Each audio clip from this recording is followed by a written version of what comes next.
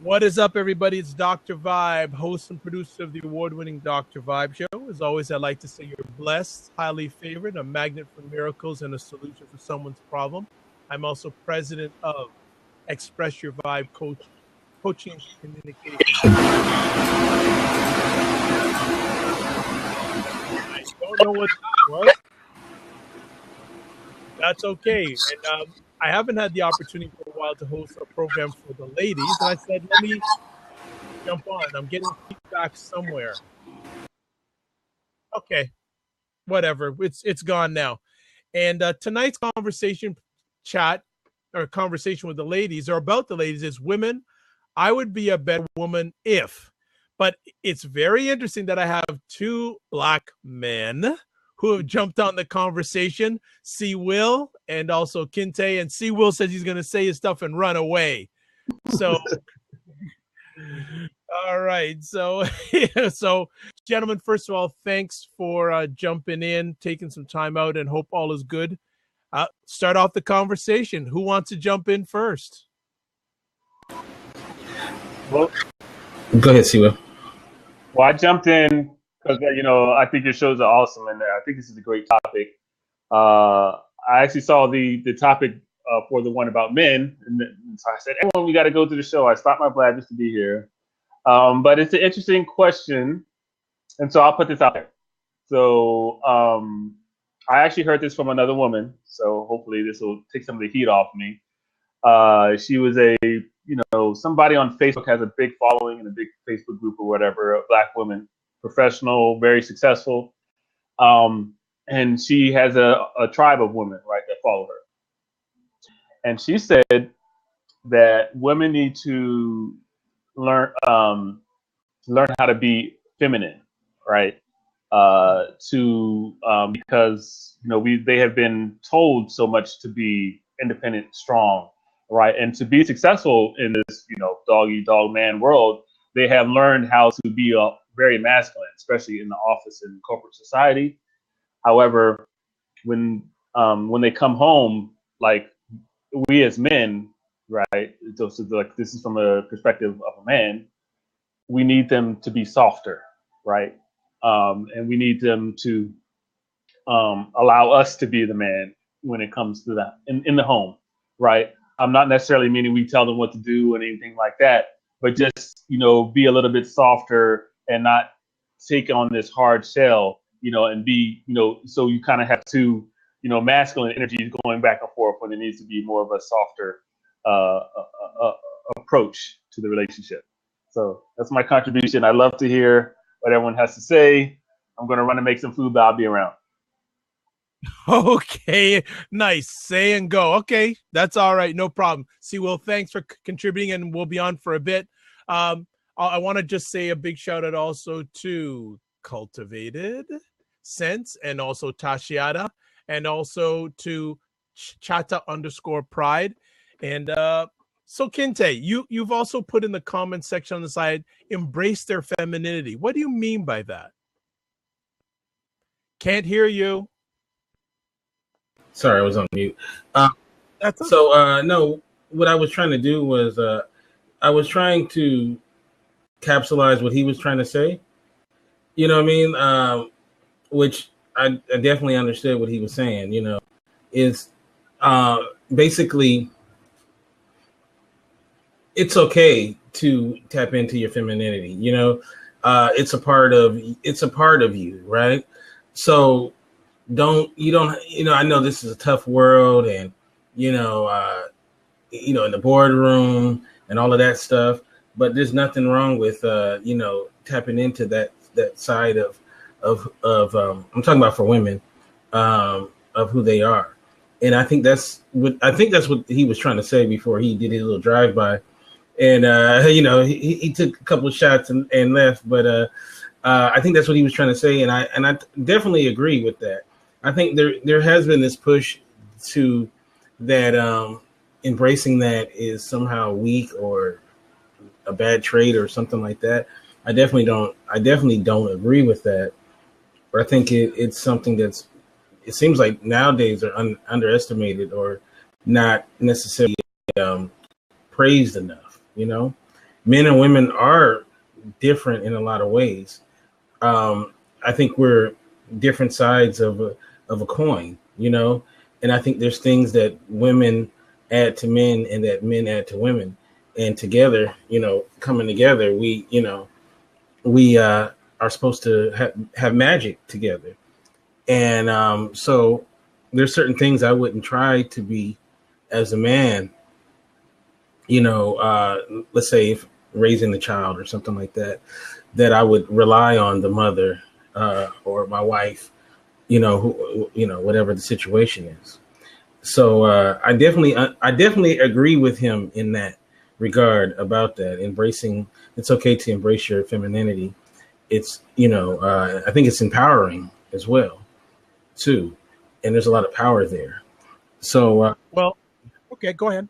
yeah. So, you know, and then, you know, but getting, you know, not to totally piggyback on what he was saying. This is women. I would be a better woman, sorry, if ... Um, I think you can obviously apply this to men as well, but I think one of our biggest problems as human beings is that we don't realize that a lot of our life's issues are internal. You know, a lot of the negativity that comes in our life is because it's things that we can change as individuals. And, you know, like when I have for example, I have friends who will come to me and they will, you know, they'll complain about an ex-lover or whatever. And, you know, like I only let them do that for about 5 minutes. Right. And then I'm like, okay, now let's go to you. What did you do that you can change? And I hear a lot of people always complaining about, you know, I mean, yeah, people can do you dirty and all of that kind of stuff. But then we got to kind of break down, why is it that we made the decisions that we did, you know, to get involved with somebody, for example. Or, you know, it doesn't even have to be romantic. It could be business relationships. It can be, how we deal with our children or whatever. So I always say, look in the mirror. If you start off, because that's the only thing you can change. I can't change how Dr. Vibe treats me. I can't change how Skia treats me or whoever. But one thing I can definitely deal with is my own behavior and my own decision making process. And I think that a good friend of mine, his name is Ramsey. He's a podcaster as well. He said to me that the biggest change in his life was when he stopped lying to Ramsey. He said once he stopped lying to himself, you know, that's when his life came for the better. So I could put this, you know, since we're saying to women, I could say this to men as well, is look in the mirror first, you know, before you start, you know, dealing with how other people are, you know, the person at your job, you know, the guy you're dating or whatever. It's like, well, why did I make these decisions that put me in this situation? So that's what I would say. Well, you know what? And just to say to the ladies out there, we're going to be doing the guys' version tomorrow night. Last week we were doing it, and like 20 minutes in, my computer just shut down. So we're doing another version of this conversation for the men tomorrow night, starting at 8:30 Eastern time.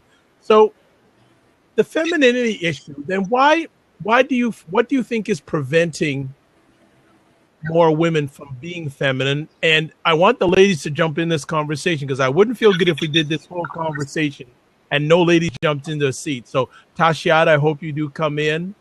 Mm-hmm. And I also hope Cultivated Sense, you come in also, because we want this to be a balanced conversation.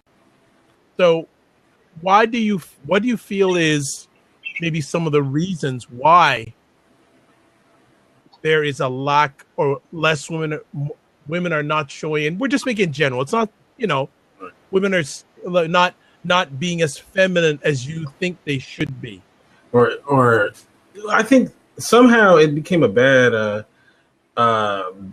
word, you know, or somehow weak. I often would hear about, you know, somebody's, you know, they would see their grandmother who took care of the household, who, you know, was really that rock. and somehow it became some kind of a negative, like, that I don't think, I think they kind of underestimate the contributions there, and that's just one, one example. um you know and I think the way the world is now, especially where you have more women in power positions and coming up and all of that kind of stuff, then I think there's this feel that, it's a dog eat dog world, that that they feel like, what, we have to, we have to be just like the men, we have to be, you always hear that. What's that book that Steve Harvey did, Think Like a Man or whatever? Yeah, exactly. Yeah, and I really feel like you know you have a lot of these kind of things that are being pushed out there, and it's like, I and and if you notice too, then there's going the other way with men too. And I know we're focusing on the women, but then you see like these men that are more, it seems like they're going the other way. It's kind of a real weird society. Point. Very good point. Yeah, because I grew up with real men, examples of men. I'm talking about men who took care of their families, men who masculinity wasn't just getting a bunch of women pregnant and beating up people. That they really were, they were real, real men that took care of their families, their households. They valued their family. And but it seems like these cats now, man, I don't know what kind of vibe they on. So, but we're talking about the women, so don't get started. And I don't get my personal comments into much because I want the audience to participate. But one of the things I wish some ladies would be, and I think you've hit on it, I want them to be less like men, like the traditional man. Right. And especially one of the things that really caught my eye is in the workplace, how competitive ladies can be against each other. Oh, yeah. And I went, man, guys have been doing that for years. Don't repeat. Oh, right. And maybe some ladies can, and I hope some ladies either give some comments or jump on here, that I'm not getting this competitiveness between ladies in the workplace. It can be, I'm going to say this word, nasty. Yeah. I've seen it. I've seen it in the workplace. I've seen it in the club. I've seen, like women will compete with each other, and it's a trip. I mean, it's hardcore, so, it's something else. It'd be nice to get, like a Leah or a Steph. Exactly. And well, either Steph. And I know that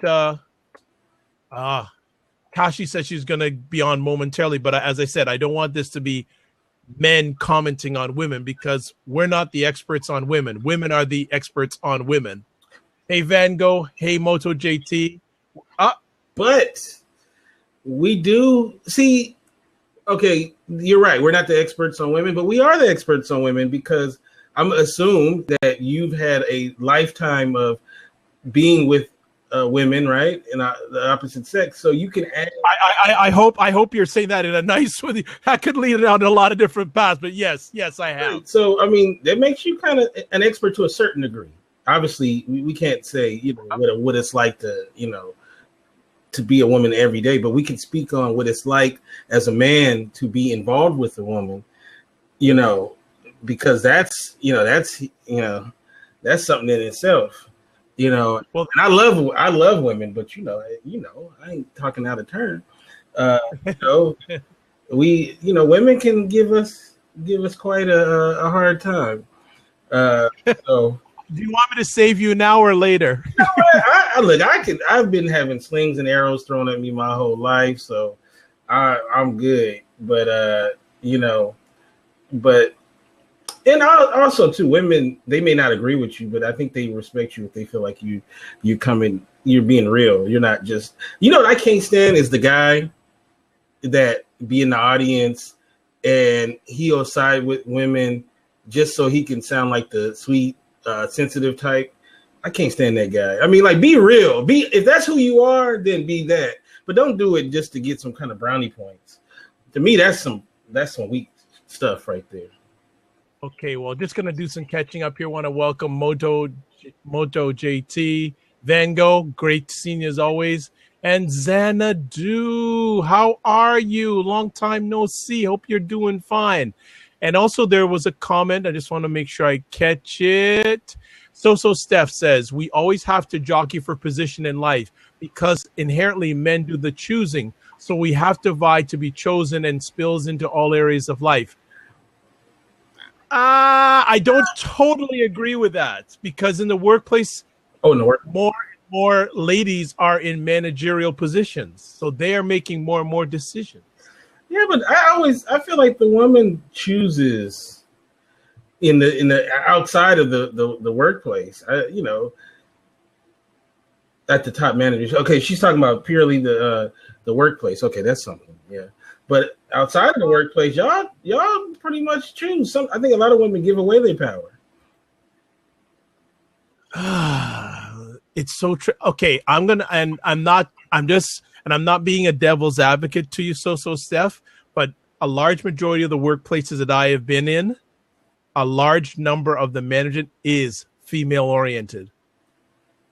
Mm-hmm.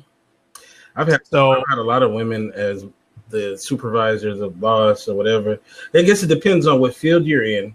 Like she's worked in corporations. Maybe that might be different, but a lot of times outside of maybe the corporate thing, there's, women be in charge. You know what? I want some ladies to take charge of this conversation because they're taking charge of the comments. I'd like a lady to come on and share with us because I really want to get their perspective on this, on how they could be better, or how they feel ladies could be better. Yes, Xanadu, she is right. Yes, in major corporations, I will agree. Here we come. Watch out. Get ready. Oh, here we go. And hopefully she's going to come on. Yes. Hey, can you hear me? Yes. Yes. Okay. Drum roll. Right. Drum roll. How are you? Oh, I'm fantastic. I'm fighting a cold. I didn't want to come on because I'm not looking like 100%, but here I am for you. You know what? Just like Billy Joel said, we love you just the way you are. So you're saying I look like mess, huh? Anyway. No, I'll take you. Well, not. Come on now. We wanted to give you a drum roll, and look what you're doing to us. You know what? And I got to shout out Daniel Booz is here. Hey, Daniel. Wow. Hey. So, Tashi, yes. I saw you had some comments. I want you to get involved. And one of the things I saw was the definition of femininity. What do you consider that? That's a hard thing because femininity and masculinity are so complex. I don't think you can wrap them up in one definition, but I know what it is not. Both definitions are what society has prescribed to it only. Femininity, that's one thing. When somebody, I think C. Will had come on and talked about, softer and strength. And while I'm not disagreeing that is not part of it, being softer, I don't think that is not a trait of masculinity either. And I don't think that strength is a masculine only trait. So when you start putting these labels on things, it muddies the waters and it gets difficult. Now, what seems to be happening is that there is a quote unquote religious or biblical ascribing to what each one is. And I think we kind of have to look at it. We have to look at it within the time period and the context in which these things take place. It's kind of it's not the same thing, but I'm going to use the whole gun control thing. So people are like, Second Amendment rights because we have our Second Amendment rights. Okay, well, we're no longer hunter-gatherers where you needed a rifle to live to get meat. So in that case, you need to shift your definition of what constitutes proper use of having a gun or a firearm, or if this is still even the conversation we need to be having, right? So the same thing in terms of women and quote unquote being harder or whatever. Well, things have shifted and things have changed. So you also need to shift your paradigm in terms of the roles of men and women. Now, again, I know that the church or biblically, they may stick to things point blank biblical. However, remember that is to be used for interpretation. The Bible is to be used for interpretation, and you're supposed to, God gave us the sense to be able to interpret things and to shift and change. If you remain static, there are going to be problems. There's one more thing I wanted to say in terms of, you made a comment before I came on, Dr. Vibe, about women in the, that there are more women in management now than there were before. Yes, that's true, but it's the same thing like saying, well, we have a black president, therefore we have no more problems. No, there's still problems. No, there still are. I'm just saying there is. I'm just talking from my experience. Yeah, no, I'm okay. No, absolutely. I'm not trying to throw you under the bus. No, not at all. But there are some people that will take that statement and say, oh, well, now more women are in charge. Now more, okay. But if you look at Fortune 500 companies, if you look at many in many industries, especially when you look at where the power, look at the powers in tech and IT. How many women do you actually have working in tech and IT, and not just at lower level positions, but owning these startups, creating apps? So there's a problem. So while on one end it may look better, just like the whole issue with ethnicity, on the other end there's still a whole bunch of problems. And I will sit down. Wait, no, you're not. You're not leaving. No. Even with the cold, you're not leaving. But just want to say a big shout out to the Big Dreamer, Greg the Big Dreamer. Welcome. Also to Charles Carey. Welcome. If anyone wants to join in on a seat, they can. Tashi, let me ask you then. When I put this subject up, you were the first person to subscribe. What was in your mindset? Do you have something you wish either yourself or women in general need to do better? Oh, well, I signed up because I'm supporting Dr. Vibe. I don't care what you talk about. Thank you. I'm humbled. But just anything in general like the state of womanhood, where are there opportunities for improvement? Oh, in your opinion? Wow, there's so many opportunities for improvement. I think that let's go for it. Okay, so I think there's one thing that in line with the whole thing about getting more and more power in boardrooms and in industry, there also comes with that the guilt of supposedly not being there for the family. And so I think that we need to evolve in terms of realizing that, again, the roles have shifted. So that means everybody's thinking has to shift, including whoever's doing the taking care of. And it's not always the women that are, oh, Dr. You don't like what I'm saying? What's going on? Come back, Dr. Vibe. So he'll be back in a minute. So it's not always the women that are doing the taking care of. I'm sure you would agree with that, Kente. So it's in many cases, it's men that are doing the taking care of. So I wish that we would feel less guilty, therefore killing ourselves to be all things to all people all the time. And I think we do that way too much. And I can speak about the industries I'm in. One of them, let me talk about higher ed. There's this whole thing of trying to do everything. So not only are you trying to attain tenure and trying to publish before you get kicked out, but you're also there trying to make sure that your kids are okay and that the family unit is okay. So, and it's hard, it's difficult, but it takes help. You can't do it on your own. So because of this new role, and this is what people have to accept. Until we, unless we go back to a time where one salary is enough, most people on their own do not make enough with the family.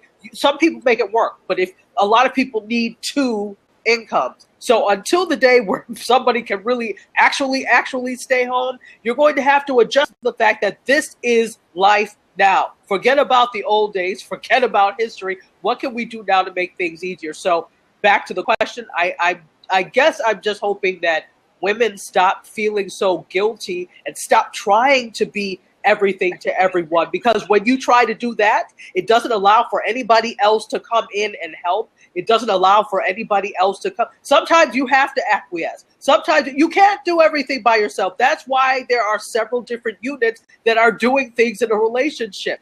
Let other people help. Don't try to do everything. And sometimes there's that control thing. I think that's another thing. When you're trying to control the situation, you can't control every situation. Sometimes you just have to let it be and let it sort itself out. That doesn't mean just leave things up to the will of the gods, but you can't control every situation. Let other people help you. Let men help you, because I think the overwhelming majority of men want it to work and want it to be a unit. So I think that's what I would say. What say you, Kente? Before I continue, I want to, for those people who came here and they were looking for Dr. Vibe and they were wondering what the hell didn't happen, Dr. Vibe is having some computer issues, so me and Tachi are in trying to help him out here. So just hold on, Dr. Vibe will be back. So you have to bear with us for a minute. So, all right. So you were asking me about the idea of having men help the women more. No, I think so. I think you should be invested in your relationship in all aspects. I think that you know, if a guy is like, nah, I ain't gonna help take care of my kid, then he's what scientists call a jerk. So, you know, I definitely agree with you in that. And no, you shouldn't feel guilty because you need help. But you also, too, though, to me, it's a part of pride, right? You take pride in your household. You take pride in raising your kids. You take pride into making sure you have a quality home. And I think that's something that both men and women should have, is that pride. And I don't know that, in a lot of situations, it's not always true. You know, just having that pride in their household and their status of their children and all of that kind of stuff. So, it is definitely a different day. Women are definitely in better position than, let's say, 10 years ago or whatever. But of course, it's not done yet, because there's still more. I mean, the fact that we still got to talk about it tells you, right, is that there's problems. So exactly. So, and then but we've come a long way in a lot of ways, but then there's ways that we're back in the Stone Age. We're actually worse. So, and I think sometimes it's there is that illusion of inclusion, as people say, that sometimes it can make you feel like things are better when it's really not. Excuse me. So, let's see. I don't think. Oasis, I think I'm too radically anti-feminist for it. Okay. Too anti-feminist feminism for. And see, I think Dr. Vibe asked about a definition of feminism, and it's so complex. What I do know is that I can only speak for me. I have an issue with the quote-unquote feminist movement. Me too. And that's because your movement never included me from the jump, and it's clear. And so now that you want me to jump on board to give credence and strength to your movement, I'm sorry, I'm not for it. I'm not to be used. So because and you're not adjusting your agenda to include me or my issues, there are I think sometimes it's difficult to separate ethnicity and race from the whole gender issue, because it's wildly different depending on who you are. And so that whole feminism thing, even though that's not necessarily what she's talking about, it just sparked something in my mind that, okay, well, that's nice, but you've never included me or my agenda in your movement, so why should I now jump on board? Now, there are some people out there, and there are different types of feminist movements, and they're really not recognized widely by the larger feminist leaders and feminist movements. So I'm like, well, no, that's fine. I'm good.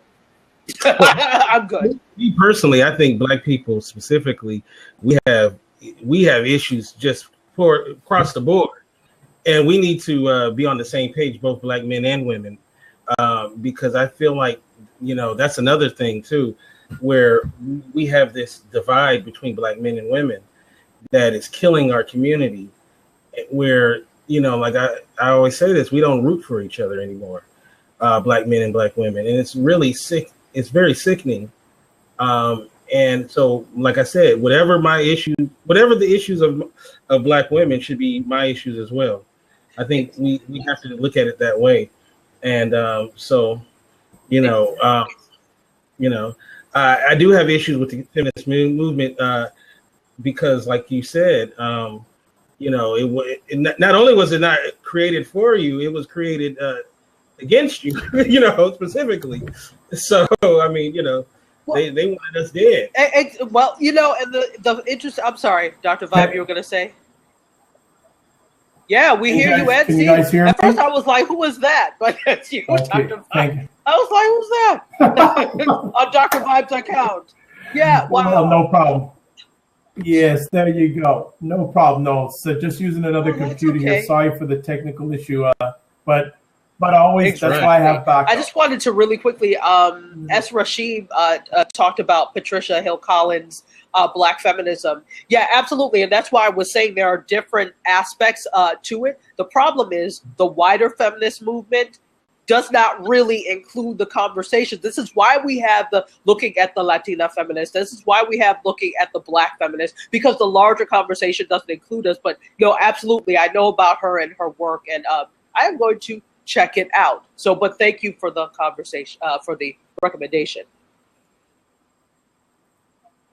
Absolutely. So I'm sorry if I missed. What did I miss, if anything, of me? I know I missed lots of things, but where are you guys at right now? Well, okay, actually, here's something I found interesting. So Steph says black men definitely don't root for black women. I don't think that's I don't true. think we can put like a whole. Well, we have to be careful with qualifying that type of thing. I will say this though, that it seems I can see where she comes up with that, though it may not be true on a wider scale. Often when you see things that happen to black women, whether it's in the media or whatever, there's nobody that stands up for us. So nobody will say, no, this is an abomination against black women. It's silent. And so while maybe brothers might be there behind it, nobody speaks up for us. So I can see where that thought process comes from. Though it's not true, I think it just needs to be, the black man's voice just needs to be louder when it comes to injustices that happen against black women. It's not that they're not supported. Maybe it's that they don't know how to show support. They don't know what to do when it comes to that. Think about it. We spend a lot of our times supporting and uplifting black men because that's the mantra that's out there, to support the brothers. And we do it maybe to the detriment of the point that they don't know how to reciprocate. And that's not all black men. That's some black men. But I don't know if I agree with that. It's, believe me, the drumbeat of black women going against black men is very, very strong. But my thing is, it's not even, what good is it to argue who's worse than the other at the end of the day when it's bad? The thing is, we got to feel the same way across the board. I have to feel as equally disturbed when a black man, does something dirty to a black woman as vice versa. So arguing You're about, right, but the problem is it doesn't happen. The problem is it doesn't happen. You're absolutely right. That's the way it looks on paper, but it doesn't happen. well, that's what I'm saying is we need to change the narrative. That so because one side will say they believe they're more, hurt, and the other, but who cares? At the end of the day, is what can we do to change it? That's what I'm about. So because we could go round and round and round about what black men ain't doing and what black women ain't doing, and we'll be blue in the face. To me, that's a mute point. Thing is, we gotta be on the same page. Okay. Before we go any further, I just want to shout out some people. Lama Saeed, one. Dante, what is up?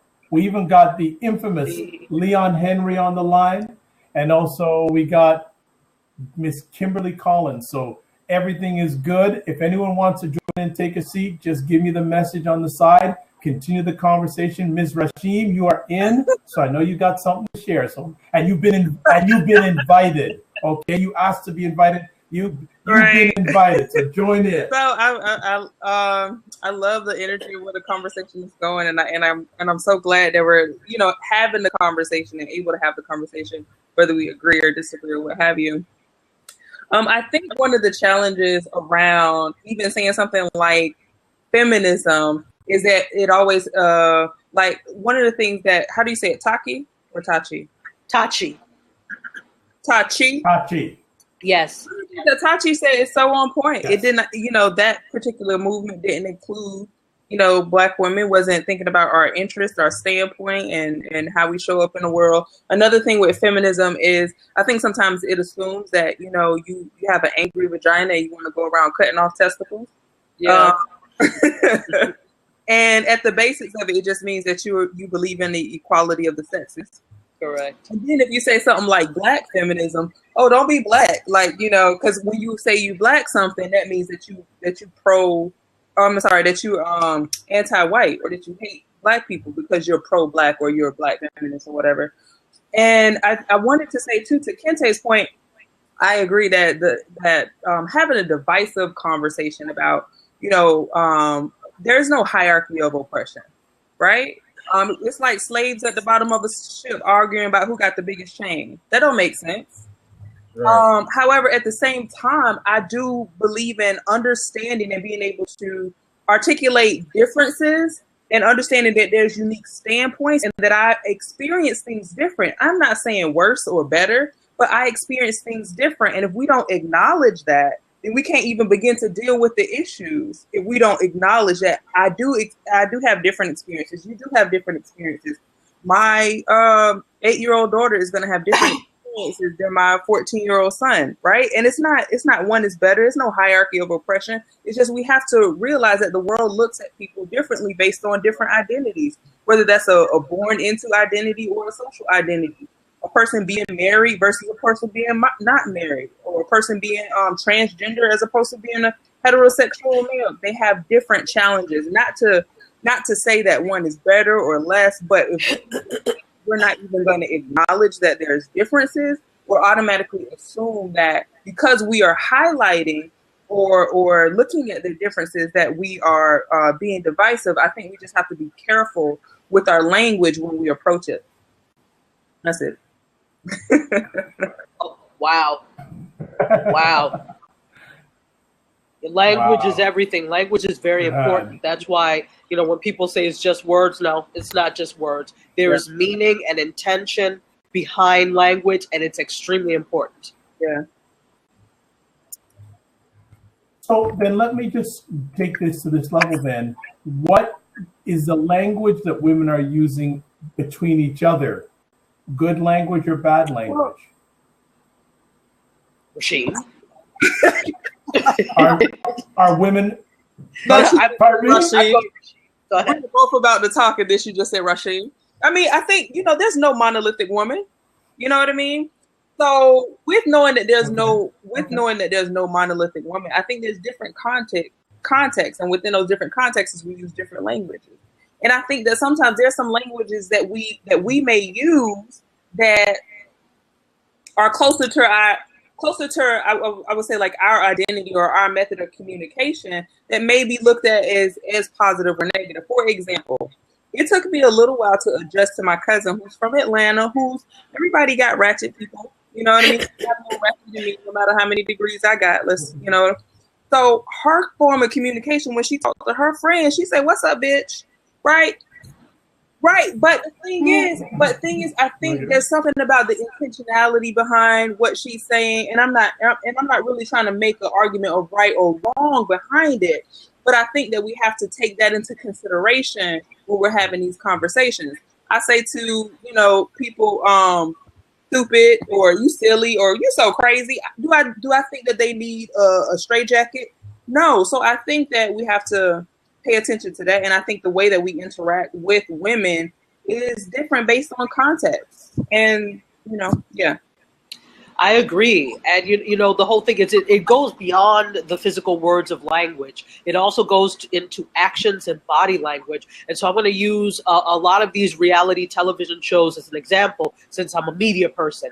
I'm not very happy with the language, the body language, and the actions that are shown between Black women on these television shows, because it's hurtful actions, it's hurtful body language, it's aggressive body language. It basically says that we don't know how to relate to each other in any other way besides hate or violence when we see this in the media. And I'm not saying that's what the norm is. It's not at all. The problem is when media picks up on this, this is what others think about our relationships. And this is what we think about our relationships too. We're equally as affected. So I think when we talk about change, and Kente talks about change, we need to look at changing the paradigm in terms of what's shown in the media of our interaction with each other, both verbal and nonverbal. Yeah. Well, you know, also too, what we need to understand when we talk about media is the whole media and entertainment industry was all created for propaganda. Every show you watch is propaganda. There's a mission behind everything. There's nothing they put on television that doesn't have a specific mission behind it. So when we watch those shows that you were just talking about, it is providing what they want it to do. You know, that's what they want to put out there. That's the intended goal. So it's not just by happenstance or anything. That's what they're trying to do. So the only way that we can combat that is unplug, to not watch that and create our own content in our own venues. Yeah. Because they have no reason but to bring that. You know, they try to say it's about just money and stuff like that. It's not even about money, because they can make money anyway. They create the desire for you. They create the desire for you to want that crap. You know what I'm saying? So they could have created the desire for you to want something differently. So to think that that industry is going to produce something that's positive for our community is funny. Every time when there's a new Black movie that comes out, I always see these Black people that they always look, they have such high hopes that it's going to be something. It ain't gonna be shit. I can already tell you. Excuse my friend.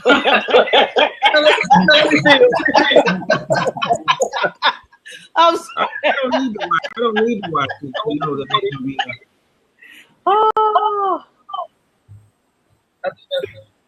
Okay, so what I'm going to do is I don't like having people leave.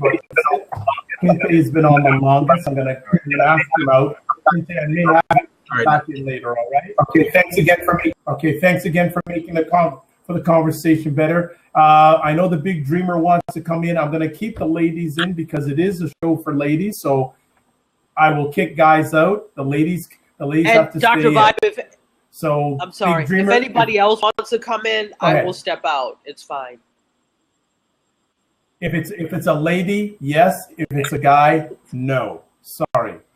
So I'm just waiting for the big dreamer to come on. And I know we've maybe strayed a little bit away from the topic or the conversation piece about women. What would be I'd be a better woman if? But I think it all is related and to the main topic that we started with tonight. So absolutely. So let me just. So big dreamer, we're waiting for you to come on in. If you're not in any, oh, here we go. Big dreamer is going to come on in. Excellent. What's up, Doc? Can you hear me? Yes, we can. What is up? 250. About 250. 250. So, Big Dreamer, what do you have to add in regards to this man, you know I haven't been blabbering. I've been speaking everywhere, so this is like my little time off. I just spent some time with my wife. She said, listen, and it's funny, you know, I just did a big TED Talk blowout. I raised the roof off of 5,500 people. This is what I love about women. I raised the roof off 5,500 people, standing ovation. Are you kidding me? I come home. I told my wife, Jan, the girl I know since fourth grade, married 20 years. I said, I just rocked it. She looked at me, Dr. Vibe, and said, baby, trash needs taken out. I said, what? I said, well, I'm the big dreamer. I'm the big girl. My two little nieces looked at me and says, you better do what your Aunt Jan says. Are you kidding me? Come on now. Les Brown ain't never had to do that kind of stuff. Hey. Les Brown, listen, you women kill me, man. You women kill me. Oh. But we love you. But we love you. We wouldn't be here without a woman. We wouldn't. Now, I just wanted to say hello to everybody. Tati, I always wanted to meet you. Oh, for real? Wow. Hi. Yeah. Rasheem, you remind me of a young girl who I just met. She was 15 years old. I thought this young girl was like 37 years old. She's 15 years old. She's a student at The Ohio State University in the law program. Wow.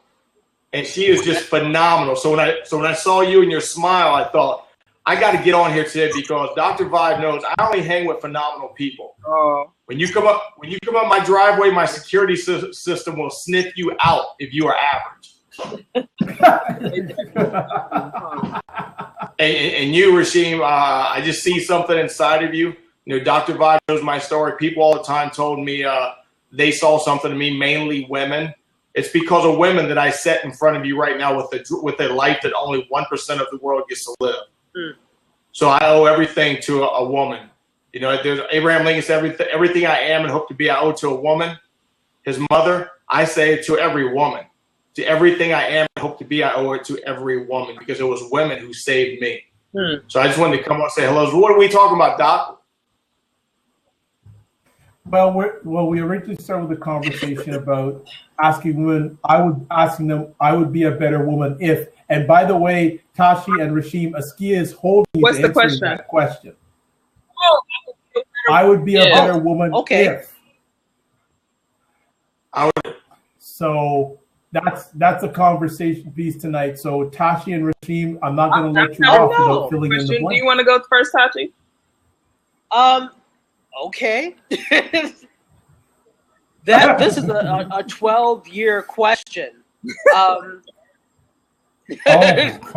There's so many things because I think it's I think it would also be I'm a better person if, you know, okay, because I don't think that what I need to do is just a woman thing.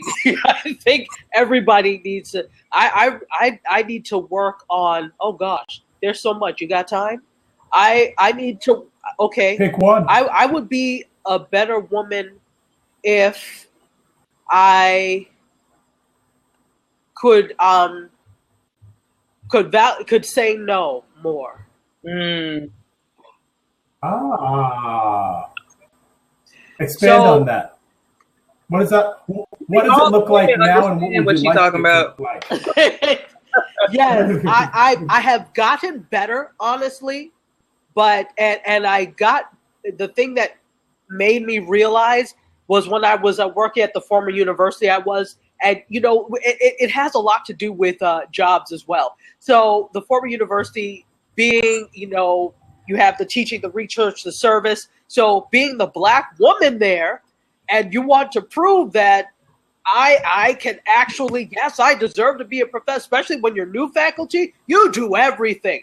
Can you do this? Sure. Can you work with the students on Sunday? Sure, I'll be there right after church, or I won't go to church just because I can, you know, so you overdo, you say yes to everything, and that carries over into the yeses in life. Even if you know you can't do it, you just don't want to disappoint. And I so really wanted everybody to be okay that I wasn't worried about whether or not I was okay.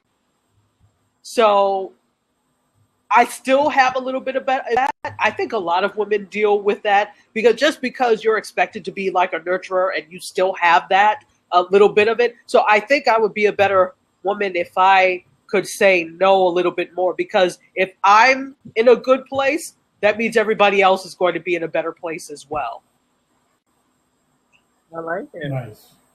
Rasheem, I like that. That's great. I think I get better and better every day. And I don't think that's an ego thing. I think that it's not a if, it's a win, and the win is every single day.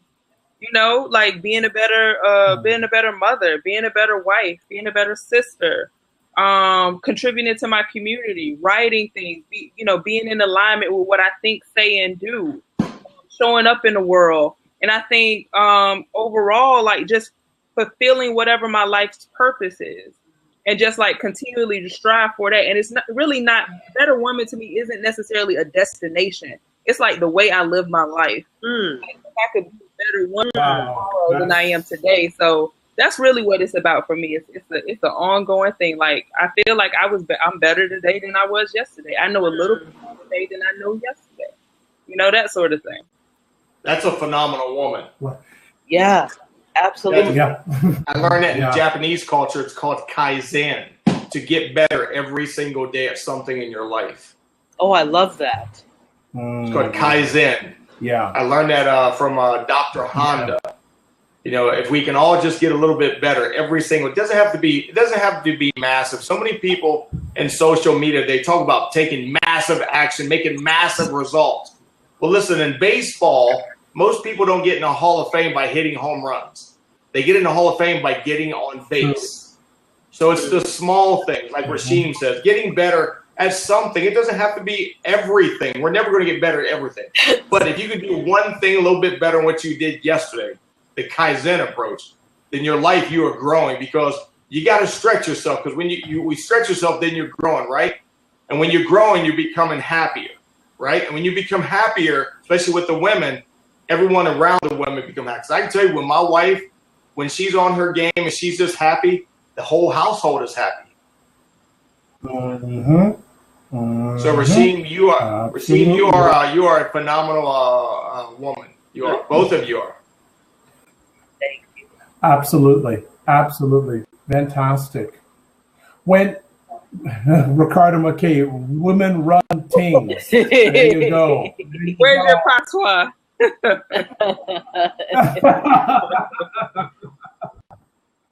This is good. Look, and I just want to shout it here. I'd like to thank everyone who's coming on the blog. There's some faces I have not seen for a while, so it's really good to see everyone here in the blog this evening. Really appreciation. Really, really humbled by it. With Tachi and Rasheem, with the ladies that you are in circle with, do they ever say things that they'd like to improve on? Is there any common things you hear from the ladies that you hang with on where they'd like to improve, one or two things? Rasheem? Sure.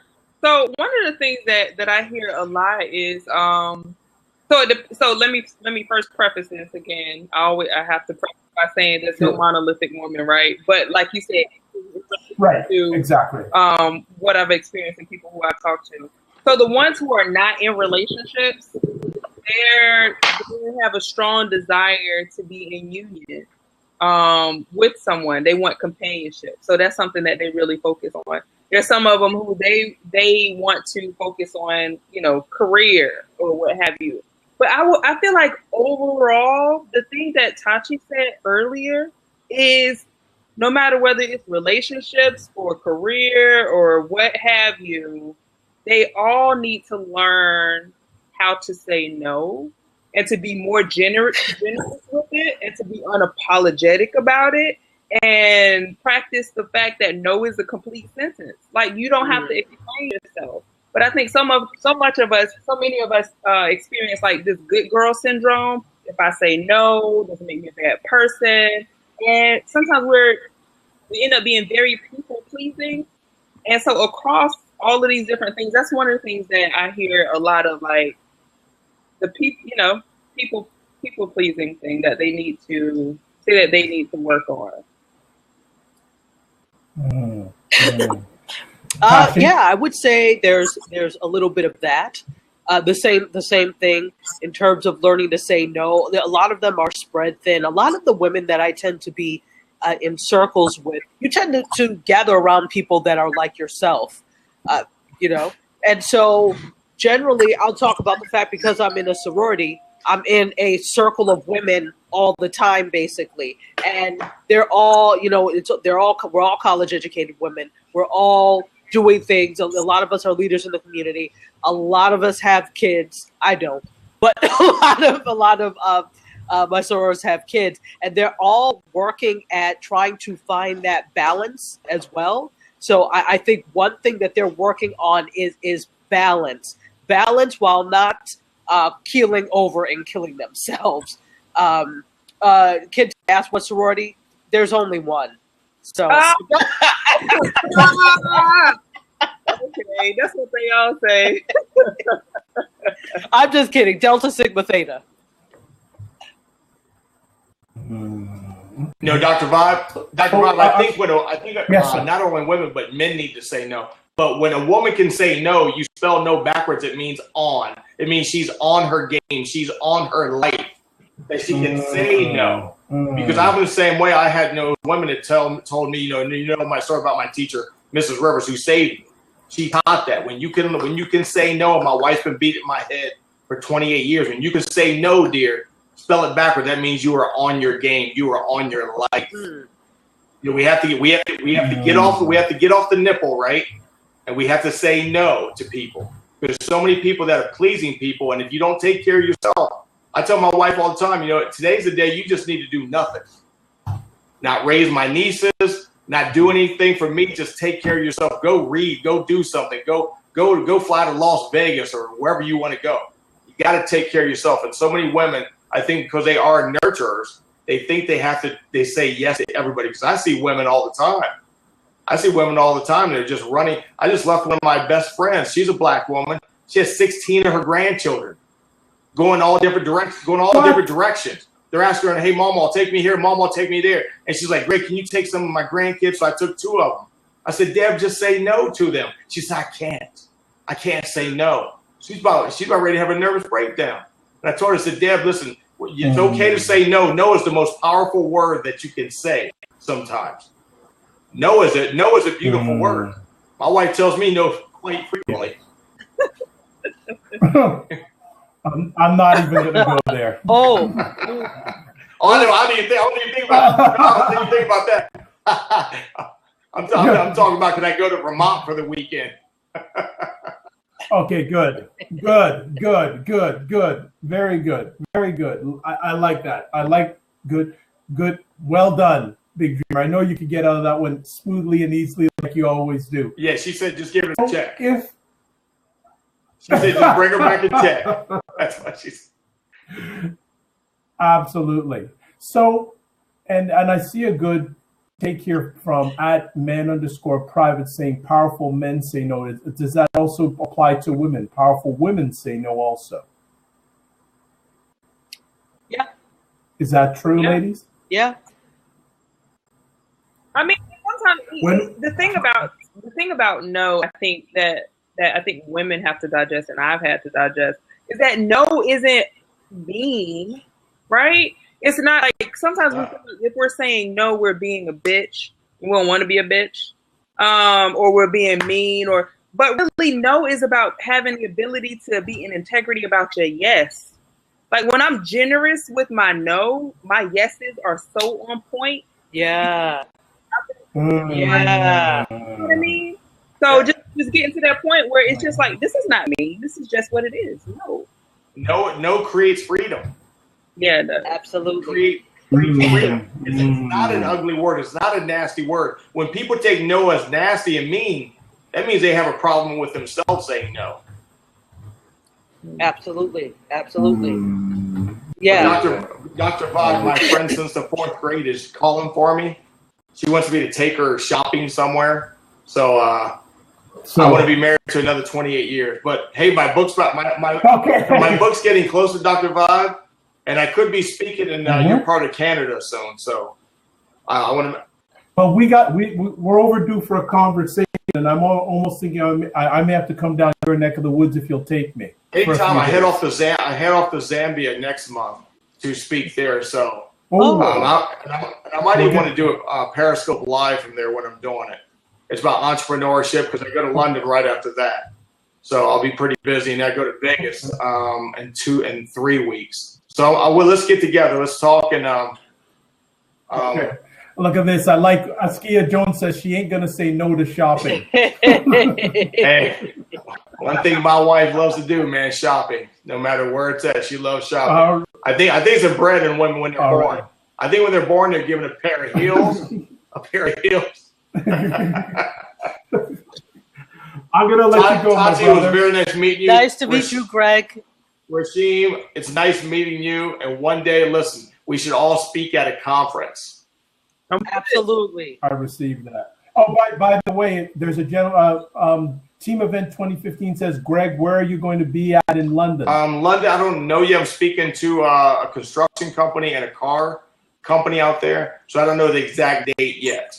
But I know they said it's by the. So I know they when- said it's by the big giant Ferris wheel, whatever, the Big Eye or whatever it's called. So somewhere around there. Okay. Oh, wow. So what I'll do, Leon, when I find out the dates and location, I will share them with you. So we're going to do our thing. So, Greg, I'll let you go. As Love you, always. brother. God bless. I'll talk to you guys later. Keep the Take faith, my care. brother. Take care. Bye. Bye-bye. All right. Seat has opened up. And Tatiana, see, Askia is saying he's going to stay off. I just have one He's word gonna for that. stay Hashtag rubbish. Come in, Askia. Hashtag rubbish.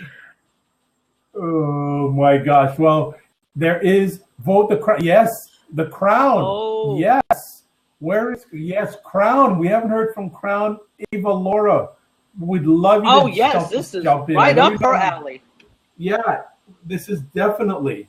And plus, too, they're not on Boot to Boom. They're on a little hiatus That's for the right. summer. So I know she's not on Blah that often. So, Ava Laura, can you spare us a little bit of Crown time and join our conversation, please?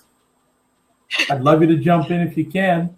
But ladies, yeah, you're doing an outstanding job. I know, Tachi, you're not 100%. Just before Ava Laura comes in, which I'm speaking she will, how was the ABFF? Oh, my goodness. ABFF. You were vet. You know what? We'll save that. I want you and I to do a blog Okay. just on that. We'll Hold it.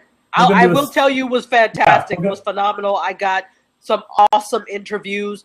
This was my first time being there as Yeah. press. I've been there 3 times before as an attendee, but this time I had such access. It was great. So yeah, we could do an ABFF lab, no problem. Yeah, we'll say that because I think it would hijack what we're doing right now. So Okay. I'll leave it at that. So I like this. Gila Ava Laura / table flip. I love it, Rasheem. I'm loving it. I'm loving it. So what are others? Hey, Durham Skyrider, if you want to jump in. Hey, please, Durham. look at that. Healer Eva Laura says, not right. Oh, she's so maybe a lady to a lady persuasion will get her to come on the blab. So if saying no is difficult, is also saying yes difficult for ladies too. I think it depends on what it is. Yeah. It's very contextual. But I think we have, this is a blanket statement, I think we often have an easier time saying yes, even if it's a grudgingly saying yes, because we don't want to disappoint. So I think it's easier for us to say yes because we want to please and we don't want to disappoint. Saying no can be very difficult. Yeah. And I would say the things that I've had challenges with saying yes to, and I still have challenges with this. Sometimes I have challenges saying yes to me, to myself. Oh, yeah. And the thing that happens is like, what was it? I wanted to get something. And my daughter needed like this new bedroom set. And I was like, I can't get that until she get her bedroom set. Or like I haven't gone shopping. Or like I will go shopping. And the shopping is supposed to be for me. Like I'm at the store, I'm about to get me some clothes. I earned this, I get there and I'm like, oh, my daughter, she looks so cute in this. And what about these shoes? And like, it's like, sometimes I have challenges saying yes to myself. And I have to remind myself that, like, it's okay to get me something. You know what I mean? It doesn't mean something negative about me or whatever. So. And on that same note, Rasheem, I saying yes to yourself, I found this, what I used to be in the habit of was paying bills. So my thing was like, I would ignore whatever else I need, pleasure. And I'm like, no, because I got to make sure and I want to put extra here. And then I was like, these people can take the number 2 train to hell. I will buy their ticket because I need to start taking care of me. So I decided that this little bit of money, instead of putting extra whatever here, I'm going to make that, you know how they always say pay yourself first? And it's not being frivolous because I feel that if I get this reflexology and massage and I do this regularly, I'm going to feel better. It's a health thing. So I'm like, I am going to do that. To hell with whatever else. As long as you're not out on the street, you're good. So I think when it comes to shopping, your kids will be all right. Make sure you take care of you. I'm working on it. And another thing that I have to do, Tachi, is because I have to remind myself, this is what I'm teaching, right? This is what I'm demonstrating to my daughter. And I have to unteach her certain things. Like, I need downtime. And there's going to be some that I'm going to say no to you and say yes to me. And it doesn't make me a mommy. But it's about that programming, like programming myself and then programming her. And I feel like she deals with it so much easier than me. Like, she's like, Mommy, do you need a long time? You know, it's like, yes. Wow. Thank you. Or, Mommy, you should deserve that. Yes, I do deserve that. The process is that so much easier. And not that anybody has asked anything about my finances or my business or anything like that. But I am when you said the thing about the bills, I recently got a car. And it's a 2015, not a fancy car, 2015 Sonic Chevrolet. It's a little car, pretty new. And I've had it for about 7-8 months. And the payment, it was $12,000, not a very expensive car, just something simple. But that car payment, I don't like owing people. That car payment has been lingering over my head for like the last 8 months. Yes. So much to today. I have like said no to myself on so many things. So much to today. 8 months later, $1,200,000, I only owe $500 left on my car. Because I am like, listen, I'm not gonna get no shoe. I'm gonna do my own hair. That's why my middle of my head, y'all can't see it. Because one thing that has been still is priorities, responsibility. You know, those type of things. Leisure, taking self-care, and is not as strong, and so it's something that I have to learn myself, get educated on. You know. Yeah, absolutely. And you know, I think the financial piece of it is like, I'm the same way. I can't stand debt. I hate things looming over my head. So I'm exactly like, nope, I'm going to do this. But then it comes to the point of, well, you still have to live life and you still have to, live regardless of the fact this is, bills are a chronic condition, unfortunately. So even if you have no payments for a mortgage or whatever, you're going to have to pay to keep the lights on in that house. So bills are a chronic condition while you're still alive. So at some point, knowing that that's the case, you have to start to make you a priority. And that's not saying don't pay your bills. That's saying know that you've done such a good job of doing what you have to do. That now Rashim, you need to take care of you. Rashim, you made it happen. I don't know if I can hear pressure. Hey! No more flipping tables. And she came on with the crown of crowns. Not only did she, wow. Hey. Hey. Oh gosh, I'm looking at all the comments. Okay. Xana too. What is up? Hey, I'm trying to be on hiatus. See, this is why I can't come in and watch. I haven't done my my avatar yet. I need to be like a skier. I need some I need to just come in and just incognito, Yes, incognito, exactly. Oh my goodness! Well, it's great to see you. Long time no chat. I hope you're having a good hiatus. I don't know. Y'all might not see me back again. I don't know. Oh, I'm enjoying my Tuesday nights. Oh, what's the response to the question? Which one?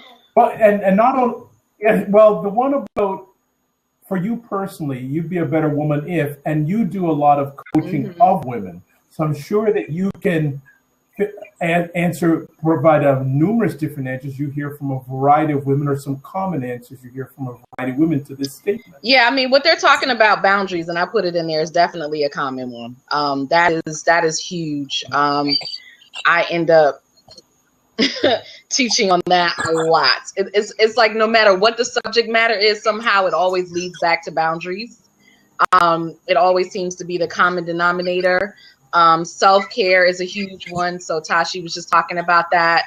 Yeah, Rashid was talking about that too, in terms of putting yourself last. I just had that with a client who was saying, "Oh my God, Ava Laura, I need you, but I can't afford you." And I said, "Well, didn't you just pay $200 for your dog's medicine?" "Yeah, I did." "Oh, well, couldn't that $200 have gone to you?"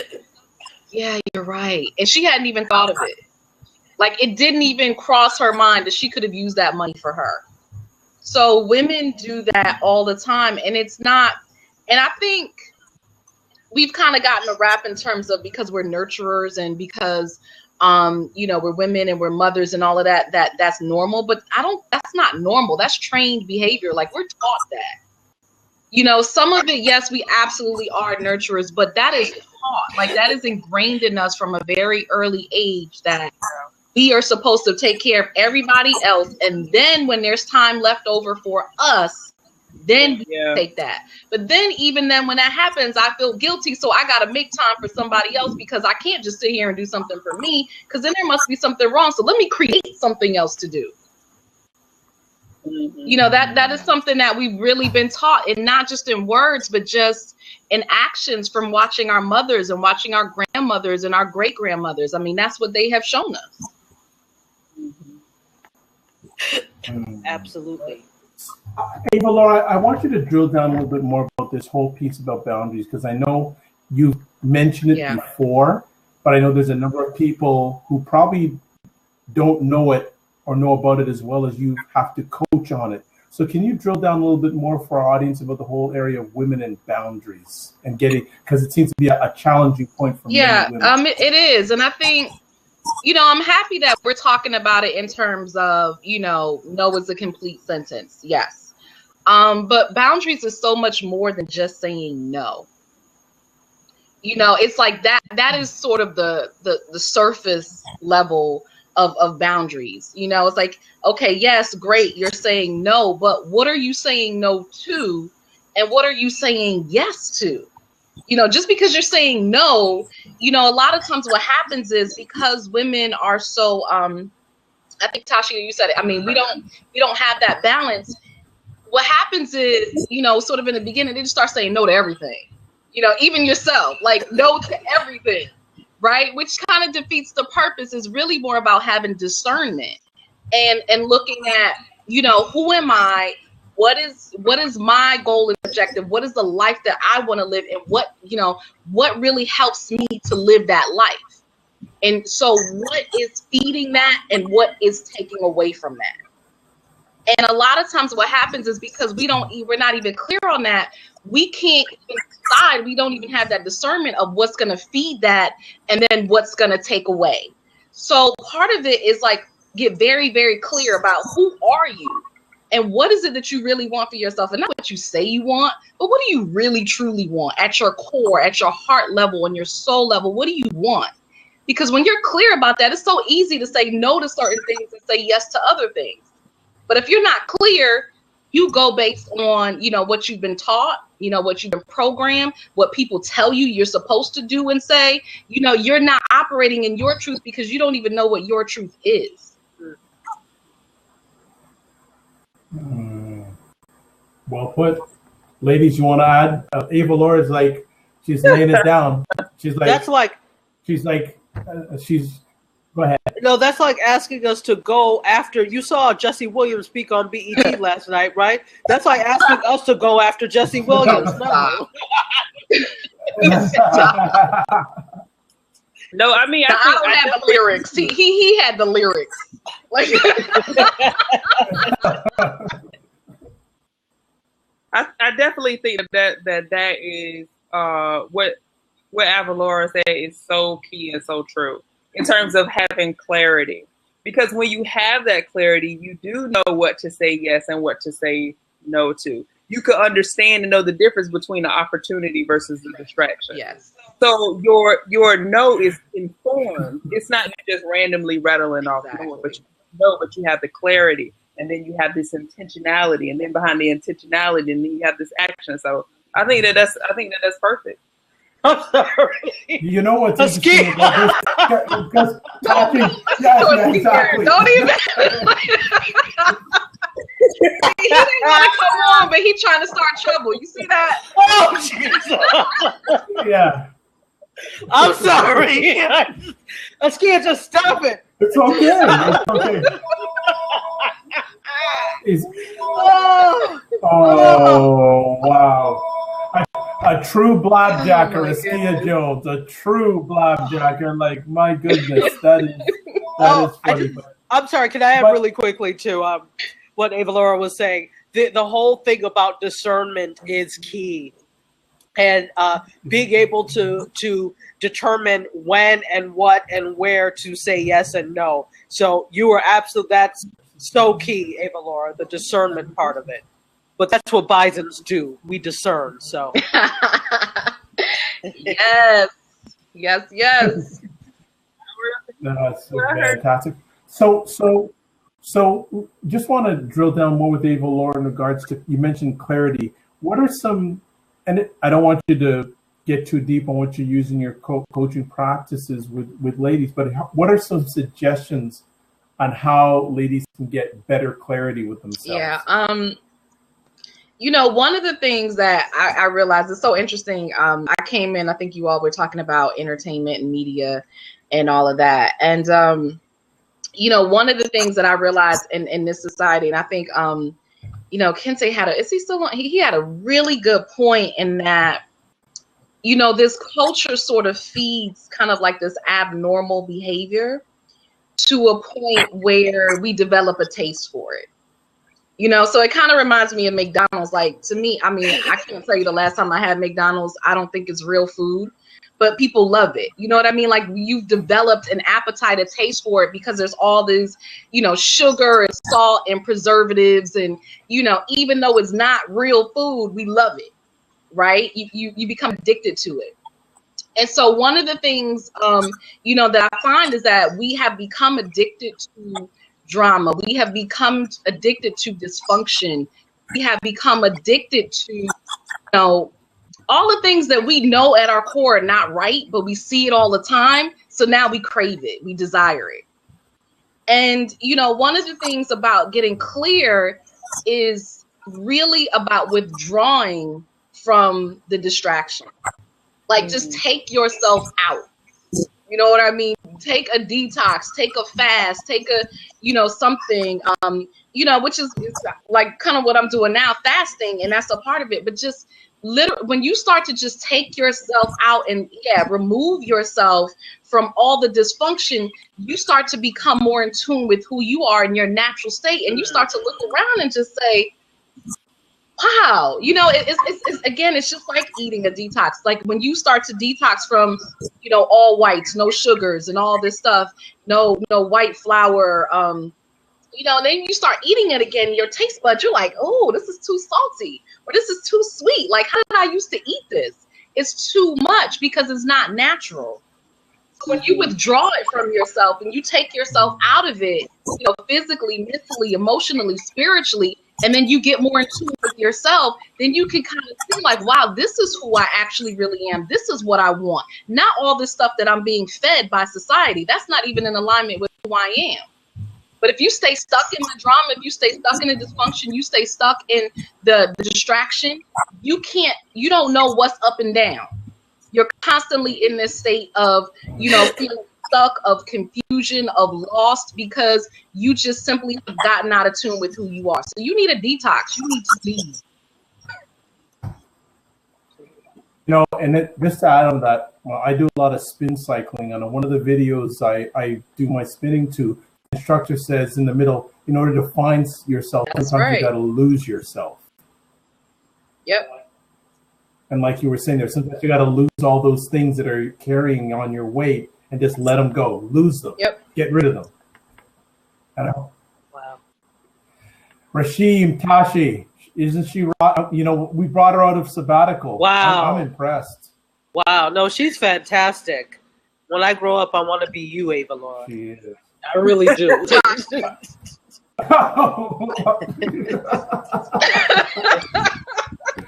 could just make my crown to tilt a little bit like that. No, that's what I see. A skin just messing when that crown starts leading. Gangsta I feel like I made an accomplishment right there. Yes. Oh my goodness. So let me ask you, ladies, when you get a chance to share with younger ladies, whether they're younger in your family or outside of your family, just get a chance to share with them, what words of wisdom are you giving them to be better? I think, I'm sure it's probably different, depends on circumstance. But I think a lot of it is based, that starts with the whole exercise of getting clear. And the challenging thing about how young you is, there I go. How young you are, you're on a journey of becoming, right? And just realize, like, this is you at 18. This probably ain't gonna be you at 28, boo. Like, I know it seemed like this is the whole world. This is the, but if I could go back and just have a conversation with the younger Rashid, I would say to her that this is not it. You are smarter than you think you are. You are good enough. You are brilliant. You just keep on going. And I would tell her to grow. I wouldn't give her an instructional, like, do this thing, do this and do this. I would tell her to get clarity and just realize that you are growing and becoming, and that nobody else has more control over the woman you become than you do. And with that responsibility, do something with it, because it's up to you on who you become and how you become. That's what I would tell her. Yeah. So, my thing is, there's you guys know I'm also a dancer choreographer. So I have this thing on my refrigerator. You've probably seen it that says "Dance like no one else is watching." Mm-hmm. And right. So it's that kind of spirit. Don't be so concerned about what Shaniqua and them have to say. Don't be don't be afraid to be you. And sometimes that you is not what Shaniqua and them want you to be, but you can't worry about that. And so just be you, be that best you, and don't be afraid to be weird. Because I was, and I'm still a little bit off. I was a weird child. I liked stuff that other people didn't like. So I watched Doctor Who and stuff when I was what other kids like that? Nobody else likes that. I liked grown people's food. No other kids liked that. I did. Okay. Well, if you were socialized for that type of thing, but when you're Nigerian, you eat what's cooked. There's no such thing as, can I have hamburger? There's rice in the house. Go and eat that. So that's what you like. Okay. So you get socialized. I liked things that nobody else liked. So I would say, don't be afraid of liking those things. Don't feel that you have to conform because other people want you to. And I know it's hard. I know it's difficult. But those things that make you, quote unquote, a pariah now, later on are going to pay off for you. Believe me. So the fact that I like Doctor Who and all those weird things is paying off for me now. Because it's putting me in circles that the people who just liked the quote unquote normal things are not in now. So, absolutely. Ava Laura, when you get a chance to share with younger ladies, what wisdom are you sharing with them in regards to being a better, not only young woman, but a better woman down the road? Yeah, I agree with all of that. Especially what Tashi just said in terms of, I think Xanadu just said, embrace your weird. Yeah, just really being comfortable being yourself, because I think particularly at that age you want to fit in. And so you're not exploring who you are and what makes you unique. You're too busy trying to be like everybody else. But the advice that I would give, and this really coming from my own experience too, is I would tell them to listen more. You know, to really listen more than you speak. And like for me, I was like a know-it-all. Like I thought I knew everything. And you know, the older and older I get, the more I realize, like, hey, Lord, you don't know shit. Like, what are you talking about? You know, like, but you couldn't tell me anything. You know, and so just listen. Like, even when you think you know, just listen, because even if you know 90% or something, there's still 10% that you don't know, and that 10% could be the key to everything. So, Nice. you know, just listen, just, you know, take it all in, be a sponge, absorb it, and then you can kind of pick and choose what you want. It's interesting. Two of my mentors said to me, one of them said to me, the more you know, the more you need to know. Yeah. And also the gentleman I've had on the show before, Freddie Coleman from ESPN Radio, says, the more I know, the less I understand. Yeah. And especially these days. I just reading some comments. Tashiata, 80-20 rule. Yep, absolutely. That 80-20 rule is applicable in so many things, but especially when it comes to listening and talking. That is so true. So, Steph, I think a lot of the times the quiet, observant, and perceived introverts have the best ideas because they are good listeners. Very true. Very, very well done. Anything else? Askia, you gonna blabjack again? Just want to make sure before He got quiet. He said, I'm listening. He's listening. He has his listening crown on. Yes. Well, you ladies can get after him tomorrow night when he's on the men's show. You can get after him. He's getting his microphone. What is that? Yes. Tomorrow night at 8:30, we're going to be doing the schedule that. Oh, make sure I come back. Oh, boy. Like, let me put it on my calendar right now. She's coming for you.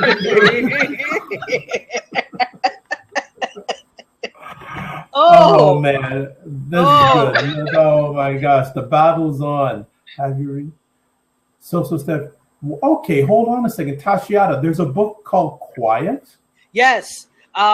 There's a book, and I'm trying to remember the author. It's on my iPad now, but it's called Quiet, and it really looks at introverts and the misconceptions about introverts, and that there are different types of introverts. Everybody thinks that introverts they're all quiet and they're all but no, there's several different types, and it's amazing. And it's actually one of my students who turned me on to it, because he's an introvert, and he would, after class, he would talk to me. He said, have you read the book Quiet? I said, well, no, I haven't. So I picked it up, and I've been reading it as I've been traveling, and it's a fantastic book. Oh, by Susan. Is it written by Susan Cain? Quiet, yes, by Susan Cain. Okay, yes, The Power of Introverts. Yeah, there's a lot of research on introverts now. I've been seeing that lately. I mean, the last few years it's been a lot of talk about introverts, and so Steph said it, the extroverted introverts, because so many people thought they were they didn't know that they were introverts, so they didn't understand, because we're complex. Human beings are complex. We have layers. But I'm an extrovert, so yeah. Really? Really? I'm an extrovert. Well, with a laugh like that, you couldn't be an introvert. Wow. Extroverted introverts. That would be interesting. A blab, kind of survey, like, are you an extrovert or introvert, or where are you fit in okay, a blab? So yeah. I'll book it. I'm booking it next Monday night, same time. Oh, that's awesome. I think that would be a really great conversation. How many people in this room, like, how many people are introverts? If you're an introvert, push 1. If you're an extrovert, push 2. That's a good question. That is a good question. Introvert. 1 and 2. Introvert. 1, 2. Have you all taken what is it called? I forgot what it's called. It's online. You can take it free.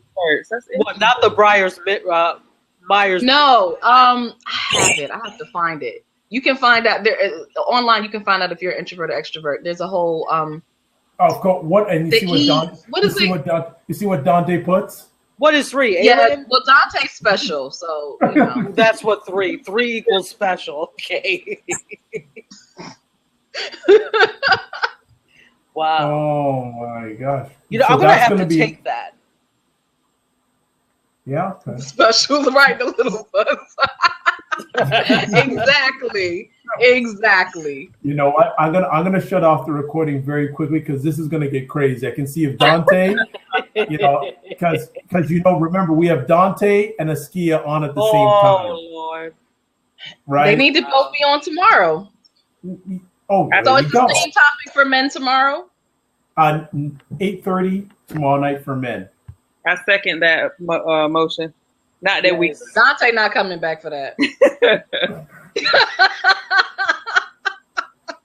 Oh my Coming gosh. back for So that. before we shut down the recording, I'd like to say first of all, thank you to you ladies for making it a great conversation. Thank you to all the audience for making a great conversation. And I would be remiss if I don't ask each one of you ladies if you're comfortable to give out your contact information. So Rashim, how about you?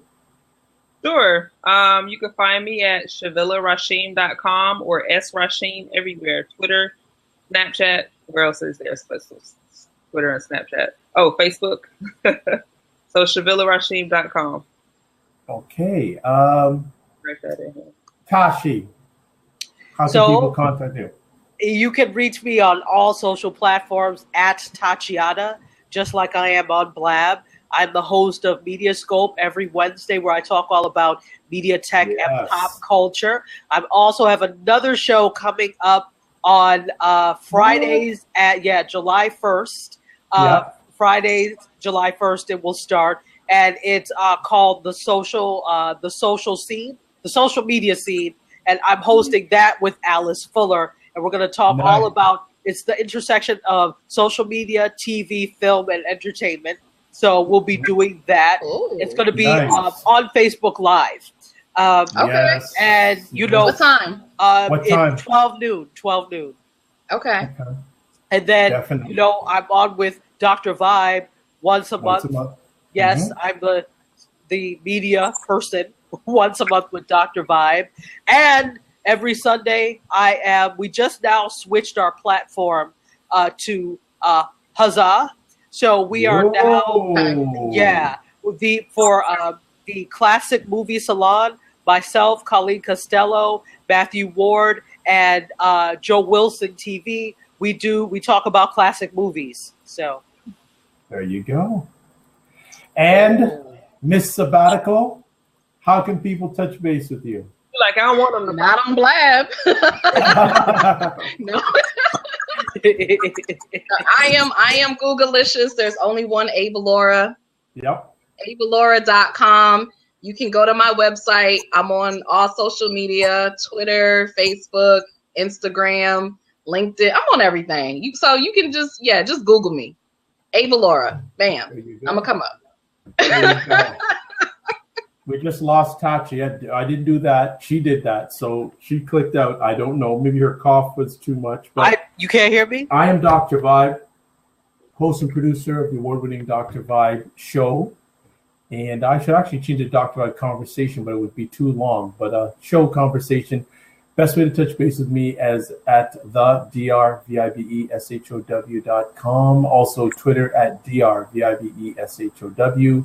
Email dr.vibe@the drvibeshow.com. You can catch me at the Good Men Project. I've been a contributor there for 3 years. You can catch me at WJMS Radio, where I host Stop It, Ava Laura. You know, you see that? You see what Askia is doing? That's why we're going to turn off the recording.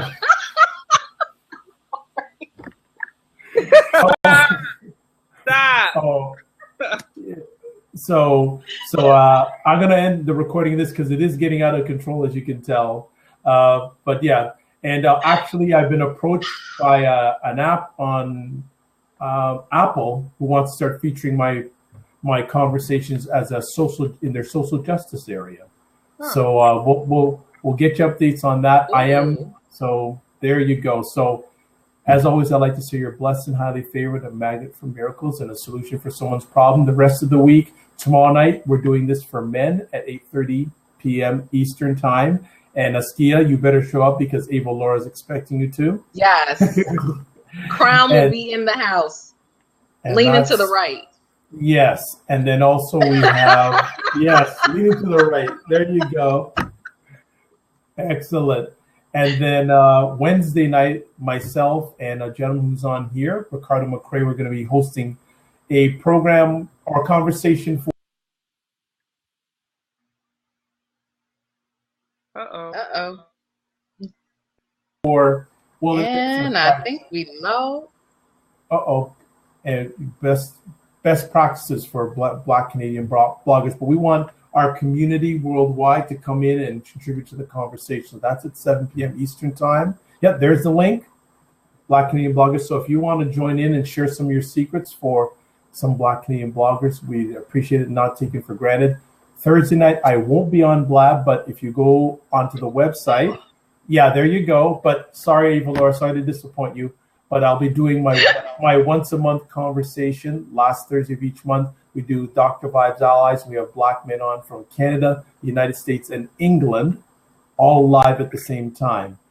So those are some things that are going on. And we've got a great conversation coming up next Wednesday. So I'm just going to leave that under wraps. Ava Laura knows what I'm talking about. But we got a... Yes, you do. Sure. Yeah, thank you. You know what I'm talking about, Ava Laura. So, okay, so what we're going to do is we're going to shut this down. We're going to have a little bit of an afterblog because I think some people want to get some real comedy out. But as always, I like to say, you're blessed and highly favored. You're a magnet for miracles. You're a solution for someone's problem. Thanks to everyone in the audience tonight. Thank you so much. Just like I've had one of these in a long time. Where it's like family came on, and this is really good stuff. So help each other out, please. Every little bit counts. Most important. So God bless, peace well, and keep the faith. And also one other thing, I see that a lady was mentioning about doing this for girl power, having sort of like these blogs for ladies. Hey, I don't want to have to host these for ladies. I want the ladies to do it. I'm just doing it because there's a void of it. But if you need any help starting this up, I'd be more than happy to give you some guidance to make it happen. So I'm here to serve. God bless. Peace be well. Keep the faith. Good night.